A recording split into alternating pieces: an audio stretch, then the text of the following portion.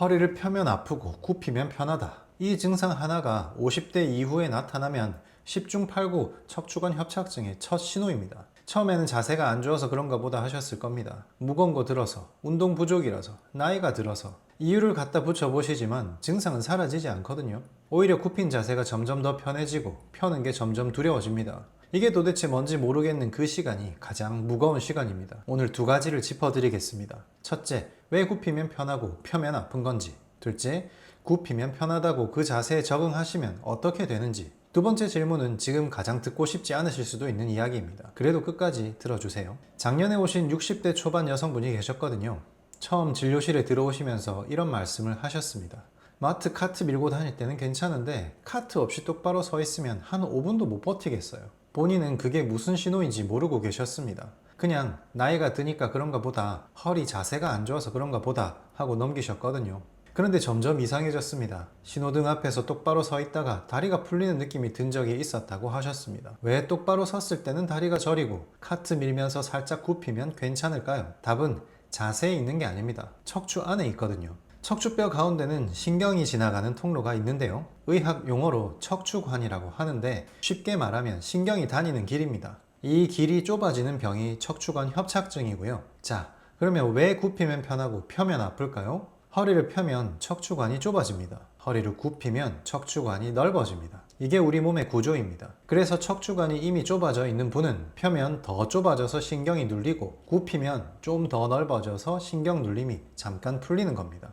마트 카트를 밀면 자연스럽게 허리가 살짝 굽혀지죠. 그래서 협착증 환자분들이 카트만 밀면 한참 걸으실 수 있는 겁니다. 교과서에 나와 있을 정도로 분명한 협착증의 대표적인 신호입니다. 얼마 전 70대 어르신 한 분이 오셨거든요. 그분이 처음 진료실에 들어오시면서 이런 말씀을 하셨습니다. 10년을 이러고 살았어요.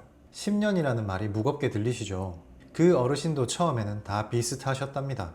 허리 펴면 좀 아프고 굽히면 괜찮고, 그러다 점점 마트에서 카트가 필요해지고 한참 서 있는 게 힘들어지고, 그래도 나이 들면 다 그런가 보다 하면서 10년을 버티셨던 겁니다. 그 10년 동안 어떤 일이 있었느냐면, 처음에는 나가는 거리가 1km에서 500m로 줄었고, 그 다음에는 100m로 줄었고, 나중에는 집 앞 슈퍼도 못 가셨습니다. 세상이 그분 곁에서 조금씩 좁아져 온 겁니다. 그 어르신을 보면서 그런 생각을 했습니다. 이 신호를 더 일찍 알아차릴 기회가 분명히 있었을 텐데, 누군가 한 번이라도 그건 협착증이고 지금 시작하셔야 합니다 라고 말해줬으면 어땠을까? 다시 본론으로 돌아오겠습니다. 허리 펴면 아프고 굽히면 편한 이유, 척추관 자체가 좁아져 있어서 그런 겁니다. 굽힌 자세를 찾고 계신다는 건 다행이라면 다행이고요.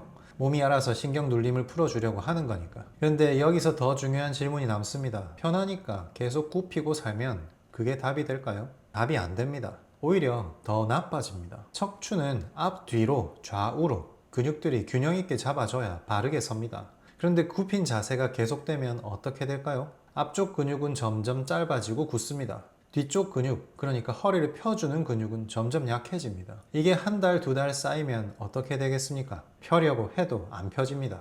펴는 근육이 약해져서 펴려고 하면 힘들고 아프거든요. 그래서 더 굽히게 되고, 더 굽히면 펴는 근육은 더 약해지고, 이게 악순환입니다. 문제는 여기서 끝이 아닙니다. 척추를 잡아주는 근육 균형이 무너지면 척추뼈 사이로 고정해주는 인대도 같이 약해집니다. 척추 자체가 점점 더 불안정해지는 거죠. 아까 그 60대 여성분 이야기로 돌아가 보겠습니다. 이분도 똑같았습니다. 처음에는 1년에 두세 번 한참 걷다가 잠깐 쉬면 괜찮으셨다고 합니다. 그런데 2, 3년 사이에 어떻게 됐을까요? 이제는 어딜 가셔도 기댈 곳부터 찾으신다고 하셨습니다. 신호등 앞에서, 마트에서, 버스 정류장에서, 의식적으로 어딘가 손을 짚거나 한쪽 다리에 체중을 싣거나 아니면 살짝 굽히고 계시거나, 어느 순간부터 똑바로 서는 게 어떤 건지 잊어버렸습니다. 이 말씀을 하셨습니다. 이게 협착증이 진행되는 모습입니다. 처음에는 자세로 회피가 되지만 결국 회피할 자세조차 안 남게 되는 거죠. 그러면 어떻게 풀려야 하느냐? 딱 두 가지가 같이 가야 합니다. 첫째, 한쪽으로만 굳어서 척추를 잡아당기고 있는 근육들이 풀려야 합니다. 앞쪽 근육이 짧아지고 굳어 있으면 그게 풀려야 하고, 한쪽으로 쏠려 있으면 다시 균등하게 잡혀야 하는 거죠. 그래야 척추가 한쪽으로 쏠리지 않고 바르게 섭니다. 둘째, 약해진 인대와 척추를 잡아주는 조직들이 보강돼야 합니다. 척추뼈 사이를 단단히 잡아주는 힘이 회복되면 척추 자체가 흔들리지 않고 안정됩니다. 척추가 안정되면 신경이 다니는 통로 주변에 가해지는 압력이 분산되고 신경 눌림이 줄어듭니다. 이 두 가지가 같이 가야 합니다. 한쪽만 해서는 풀리지 않거든요. 굳은 근육이 풀려도 잡아주는 힘이 약하면 다시 쏠린 채로 굳습니다. 반대로 잡아주는 힘만 회복돼도 굳은 근육이 그대로면 그 힘이 한쪽으로만 쏠려서 작용합니다. 수술이 필요한 경우도 분명히 있습니다. 다리에 마비가 오거나 대소변 조절이 안 되는 응급 상황은 수술을 받으셔야 합니다. 그런데 그 단계가 아닌 대부분의 경우는 이 두 가지로 풀립니다. 그 60대 여성분, 지금은 어떻게 됐을까요? 얼마 전에 오셨을 때 이렇게 말씀하셨습니다. 원장님, 이제 카트 없이 한참 서 있어도 안 저려요. 신호등 앞에서 다리 풀리는 느낌이 안 들어요. 웃으시면서 그 말씀을 하시는데 저도 같이 웃었습니다. 카트 없이 한참 서 있을 수 있다. 이 한마디가 그분께 어떤 의미인지 저는 압니다. 협착증 초기를 지나고 계신 분들은 다 비슷하거든요. 어딜 가도 기댈 곳을 먼저 찾게 되고 카트가 있는 마트에서는 안심이 되고 카트가 없는 곳에서는 빨리 끝내고 앉을 자리만 찾게 되고 약속 장소를 정할 때도 무의식적으로 의자가 있는 곳을 먼저 떠올리게 됩니다. 본인은 그게 그냥 일상이 됐다고 여기지만 사실은 매일매일 작은 회피가 쌓이는 거죠. 그 회피가 익숙해질수록 척추는 더 약해지고요. 그 익숙함이 가장 무서운 겁니다. 처음에는 불편했던 게 두 번째는 견딜만해지고 세 번째는 당연해집니다. 그렇게 일상의 반경이 조금씩 좁아집니다. 한 분이 떠오릅니다. 처음 오셨을 때 한 가지 부탁을 하셨습니다. 원장님, 6개월 뒤에 딸이 결혼합니다. 그날 똑바로 서서 딸 손잡고 입장하고 싶어요. 그분도 비슷하셨습니다. 오랫동안 굽힌 자세에 적응하면서 사셨고 어딜 가도 의자부터 찾으셨고요. 이제 똑바로 서 있는 게 어떤 건지 모르겠다는 그 감정을 똑같이 느끼고 계셨습니다. 치료를 시작하시면서 처음 두세 번은 큰 변화가 없으셨습니다. 환자분도 저도 마음이 무거웠고요.